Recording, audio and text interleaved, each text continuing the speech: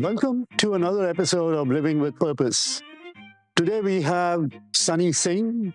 Sunny is created this extraordinary life for himself, starting off from India, creating a major company.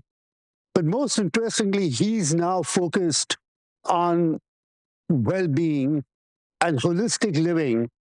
And with his work both in India and the US through the Roundglass Foundation and the Roundglass Center, he's changing the lives of millions of people around the world. So please join me in welcoming Sunny Singh. Sunny, welcome to Living with Purpose. Thank you. Thank you, Akhtar, for inviting me. I'm looking forward to our conversation. Yeah, and you've always been living a life with purpose. So your company became your purpose. The work that you're doing now with kids, especially kids and sports, is your purpose. Your work with wholeness and healthy living has become your purpose. So talk a little about your journey to our viewers. Here's this kid from India, shows up into this country, and then what happens? How do I define what purpose is? And I never thought about these things early in my life. I just did what I believed. If I believed something I wanted to do, I did it, no matter how small or big. If there was a business I wanted to start it because, hey, this is what I want to do. And sometimes what happens is you think what is your purpose is just exploration of finding your purpose. So a kid might be playing soccer in high school and saying, hey, they love it, they're very good at it. And suddenly they'll say, okay, I'm done with it. Now that means soccer was not their purpose. Soccer was just an exploration of saying, I really love this thing, let me give it a shot. And I think finding purpose is a lifelong pursuit. So when coming, being a lad in India, coming over here, half the world away, you don't come here with a plan B. You say, okay, I'm going to go here to the US and do what I have to do. And also, it was an unknown world to me. Being in India, doing my education, coming here, doing my education, doing some jobs, finding my calling to be an entrepreneur just because I was cut was what you call a linear journey to my purpose. But in between, there were a lot of smaller things that were explored by me. When I was doing my bachelor's, I was not clear where I want to be in life. And so I took something so I could just study or whatever in my college. But over there too, I kept exploring. I organized a fashion show because I was interested in fashion. And so IIT has a festival called Rendezvous. So I organized the fashion festival over there. And because I was thinking that I want to be a fashion designer, I don't want to be an engineer. Now I'm in hardcore engineering school, but I'm thinking about fashion. But I dabbled with it. I want to at one time become a golf pro because I started playing golf. I was athletic, and in my final year in college, I was playing golf almost every day. I don't know, you can imagine for playing golf every day, I was not going to college every day, at least for not the entire 8 hours. It was morning college, afternoon golf. I said, I want to be a golf pro. Now it's insanity, right? If you go to IIT in India and suddenly you want to be a golf pro in your 4th year, it's a bit of an insanity, right? But that's what I wanted to do. And so I tried my hand at it. I was very good at it. I was 14 handicap in less than 3 months, et cetera, et cetera. So that is, exploring or identifying and finding your purpose. You're extremely lucky if you're able to find a purpose that can pursue for life. You are darn lucky if you do. Yes. People explore because either they want to do something, they like the idea of the results of that purpose, for which it defeats the purpose of the purpose, so to speak, right? So you cannot be looking at the end game for a purpose. A purpose is about these are kinds of things I would love to do, and I'll do it for free, and I'll put my heart and soul into it, and so forth. But if purpose has an end result, purpose has a destination, purpose has, I will get this, then it's not a purpose. Then what you're trying to get is your purpose. People forget it. So a lot of people start businesses or become an entrepreneur because they like the idea, I'm going to create a big company, I'll get rich, blah, blah, blah. That's exactly the wrong reasons why you should start a company, right? You start a company because you believe there's a problem you believe in, there's a problem you want to solve, and you're going to just give your entire DNA, your entire state of being into making that happen. So for me, life was an exploration of finding what I want to do in life with what we call life's purpose.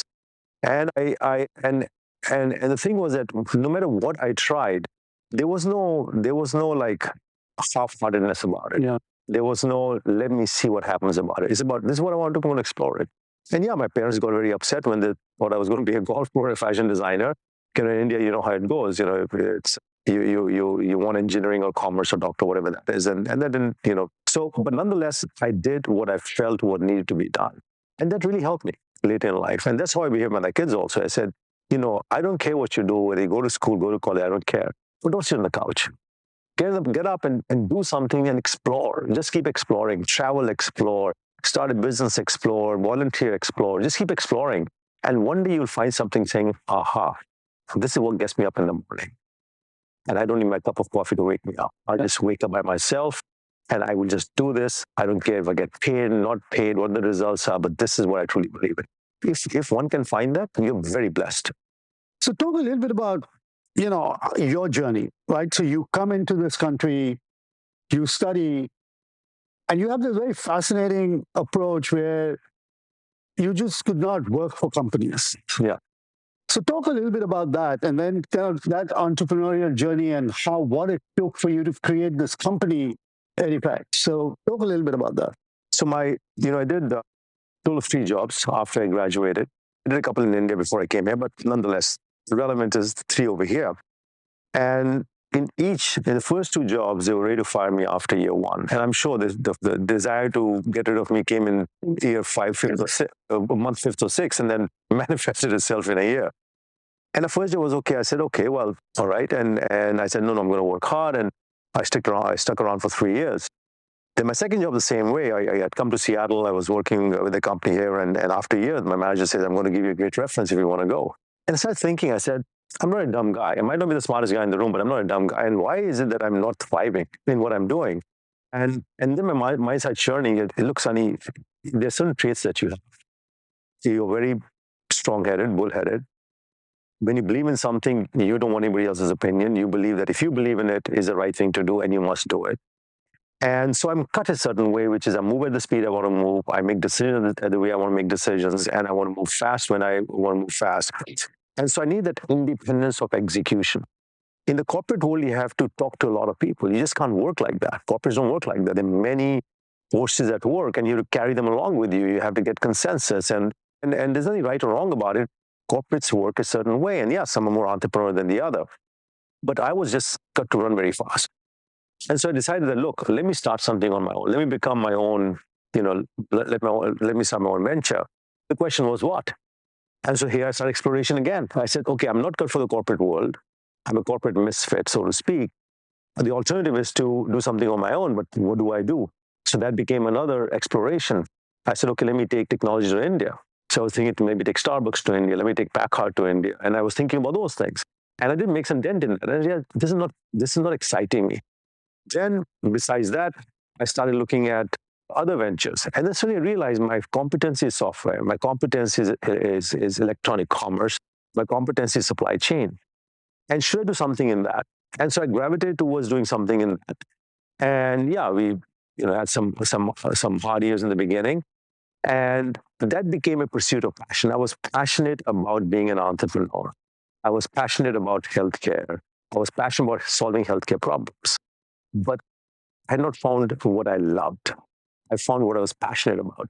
So purpose with passion or purpose with love, you can separate that out. Right. So Edifecs was a journey of pursuit of complete passion because I loved what I was doing. I loved the idea of it. I loved carrying people with me. I loved running with teams.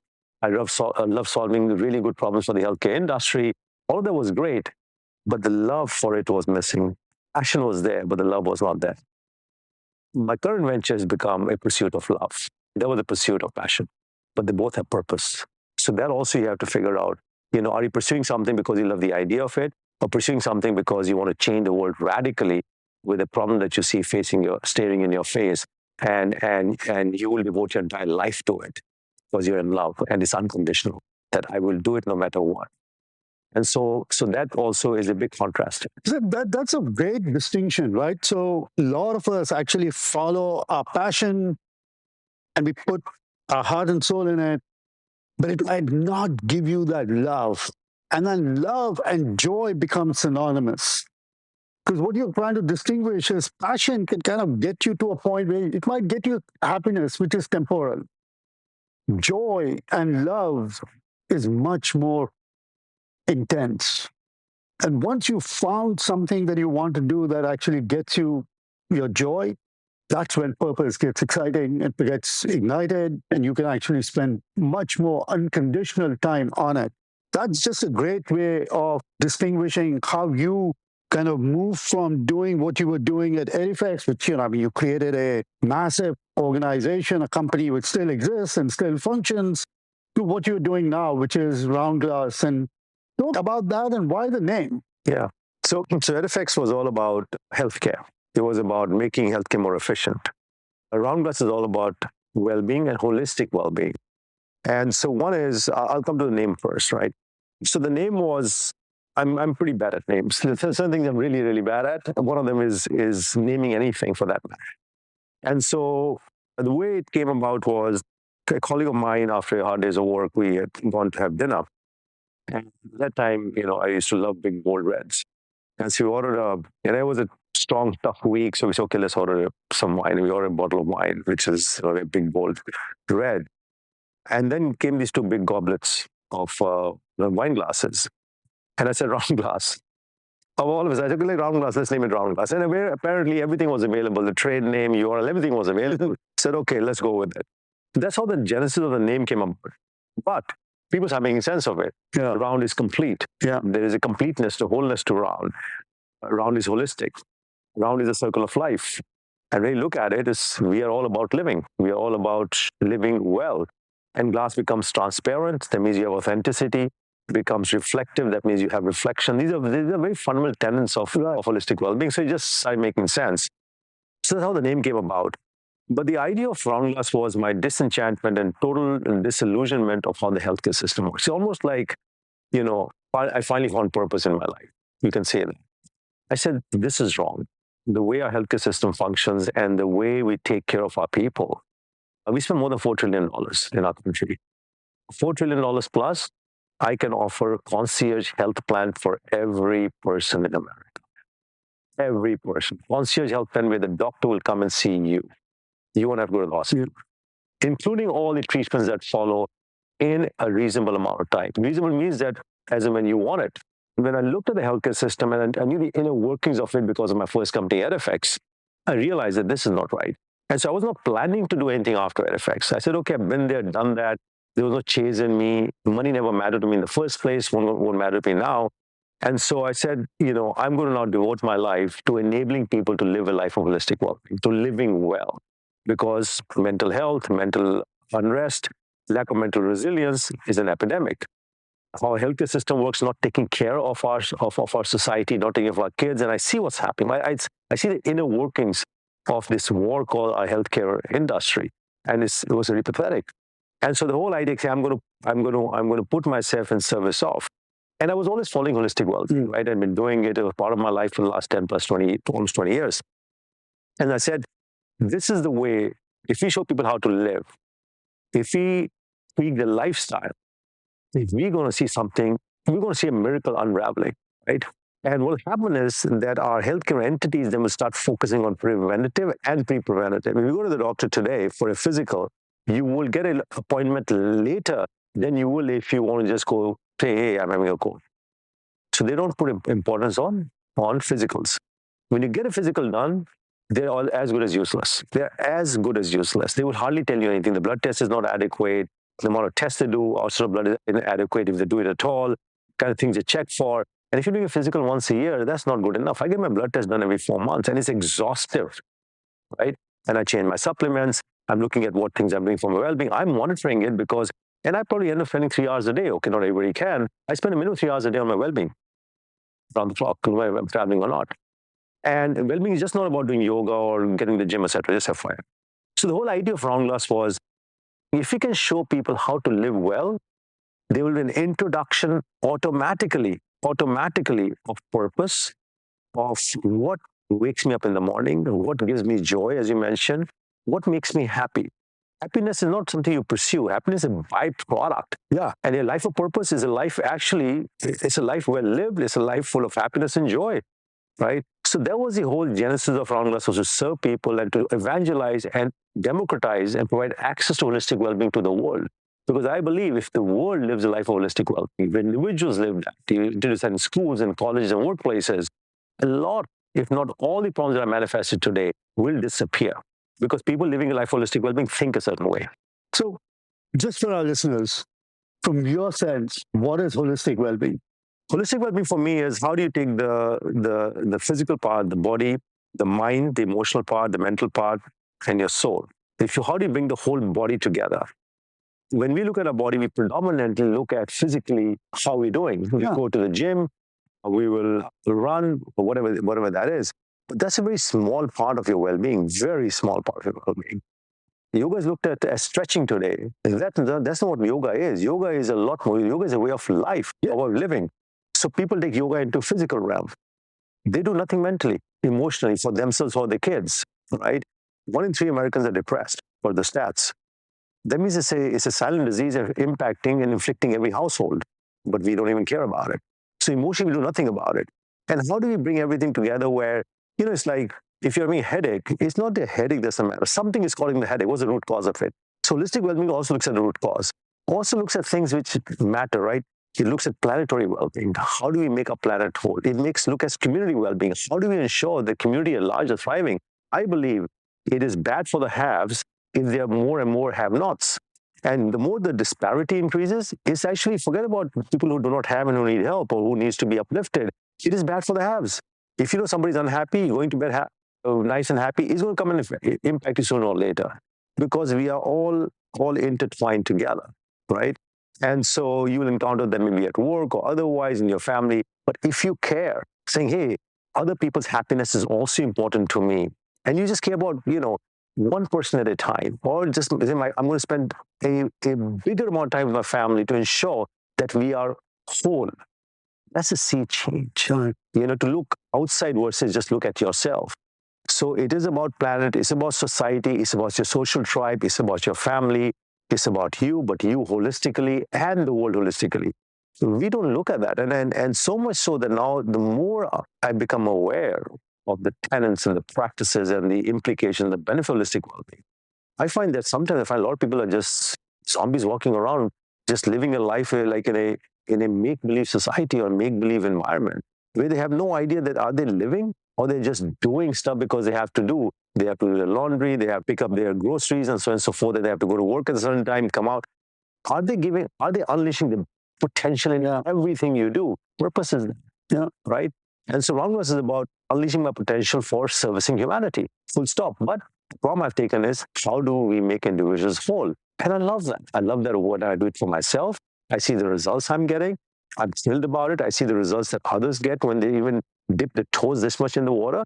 And I said, this is something phenomenal. If people can live well-being, it will be a sea change. Our kids will not suffer. Today, our kids are suffering from mental health. Suicidal ideation is going skyrocketing. They are well-fed. They go to good schools that look like five-star hotels.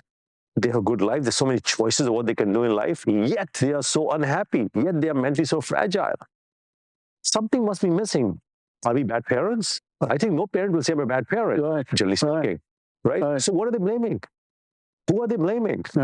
This blame is easy.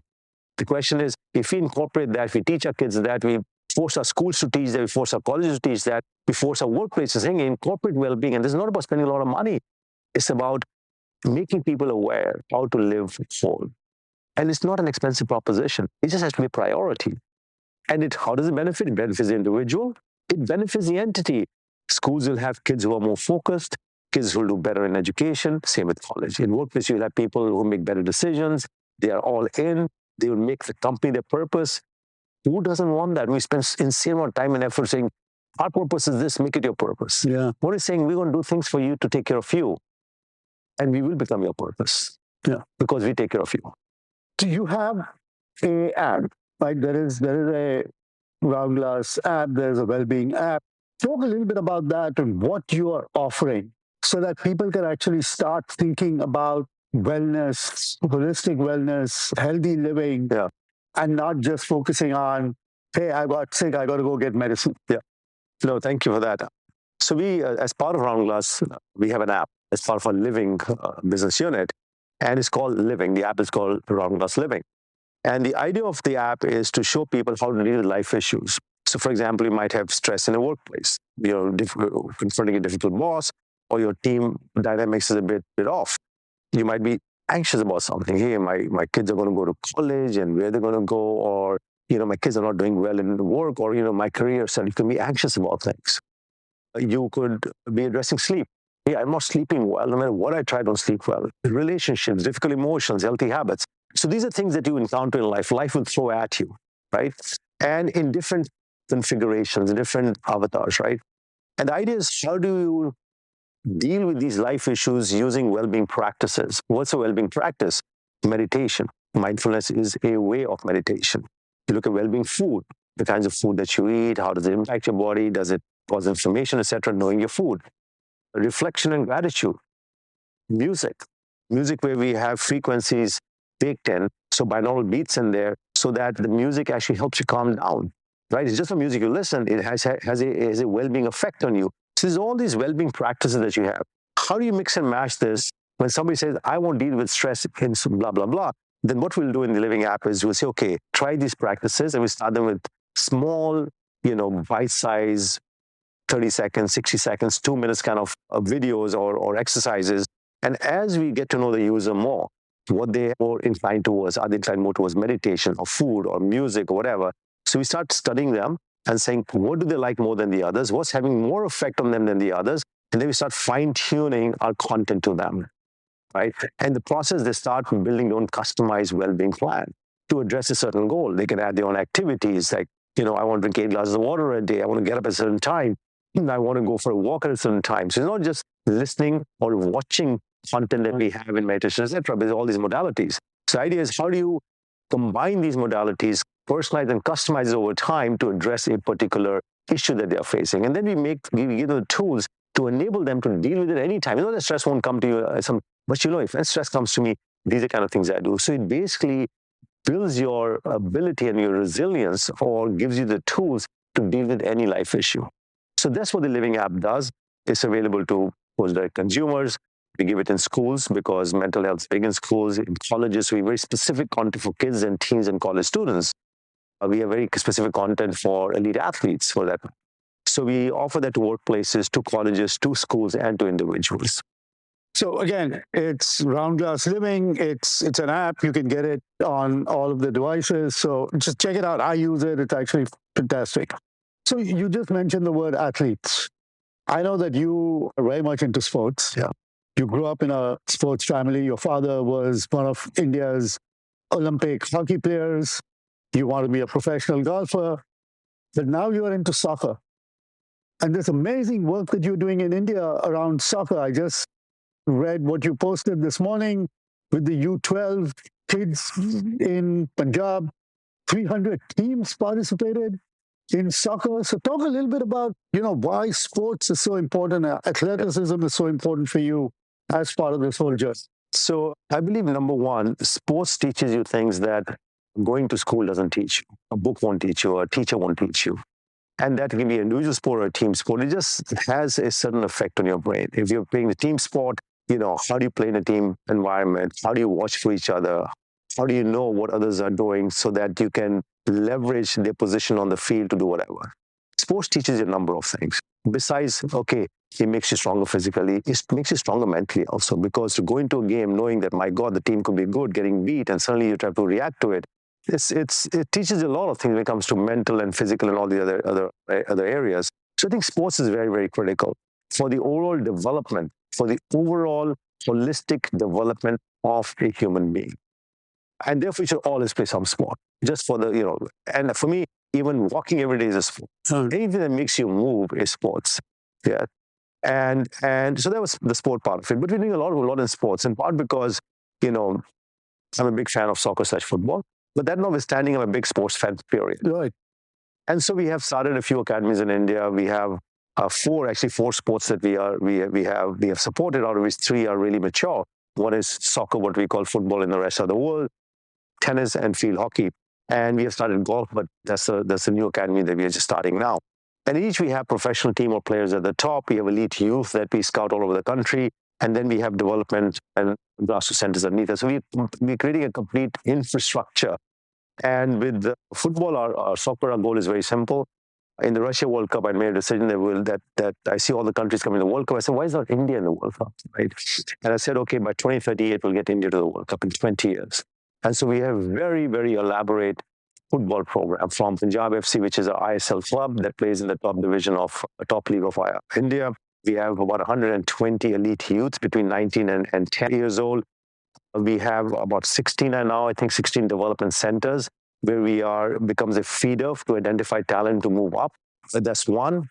The second is completely residential. So we have athlete well-being baked in there. We teach them meditation and yoga and mental health and all the good stuff. So we are focused on holistic development of the athlete. But nonetheless, the idea of sports in football is a very, very big goal. And I think we're very confident that we'll see India in the World Cup because of the work that Roundglass Sports is doing. And we have an elaborate plan for that. And the same, we have very aggressive plans for football, tennis, and even golf. So I know we're going to run out of time very quickly, but then we can go on for a very long time. I want you to just say very quickly what you're doing in Punjab with planting trees and climate change. If you can just share a little bit, and then we'll wind up with the last question. Absolutely. So we're doing a lot of work in Punjab, and just to the last question, when you said about 250 teams, so we have about 2,300 villages that we are doing our work in already in Punjab. Our intent is to do those initiatives like for youth, which is kids and sports, environment is waste management, and tree plantation, which is a question you asked, I'm going to answer shortly. We have all of these, and we have women equity programs over there. And so the thing that you saw today was we organized a tournament with 250 or 300 villages where they all play football or soccer, and we're having a tournament with the sports that they play, which is football, volleyball, and tennis, and I think maybe one other sport. But nonetheless, it's a football-centric tournament. So now we're getting the villages to come and play a tournament, which it seems, it's like eventually we see thousands of villages coming and playing sports, and we'll have a sports meet. And so we build that kind of framework for them. But that notwithstanding, on the tree plantation project, we decided we're going to plant 1 billion trees in Punjab because the soil is really bad because of over-fertilization and over-agriculture of the land.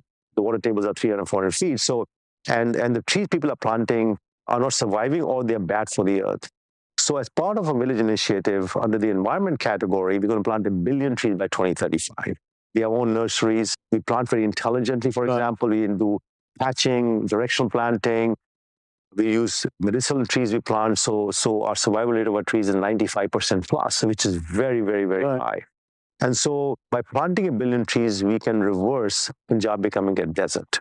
Because the Punjab doesn't plant 1 billion trees by 2039, I said, I think the estimate was, that will become a desert, including Haryana.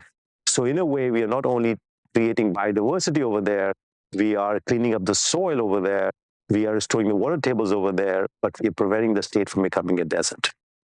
This is such an awesome conversation. Again, look, Sunny is on LinkedIn. Sunny has a podcast. Sunny is everywhere. Check out the work that the Roundglass Foundation is doing. But I want to end with one question. Let's end with you sharing with us your one golden nugget, a piece of wisdom that you want to leave the listeners with. I could name many, but if you had to go with one, I would say this. Never have a plan B in your life, but never end your exploration of everything in life. As you all are listening with our Living with Purpose segments, you see these wonderful nuggets that people are actually sharing. There are so many different things that you've shared, but this piece of do not have a plan B, it's always what I've seen you lead with. Have a plan and focus on it and lead with it and don't stop exploration. And I love the fact that purpose and exploration are so intertwined. Because purpose, again, is that renewable source of energy that continues to drive humanity forward. And what Sunny is actually highlighting is just that. Continue your exploration because as humans, we explore. And exploration is what is going to drive us our purpose. So, Sunny, thank you so much for being part of this journey with us. No, thank you, Akhtar, for inviting me.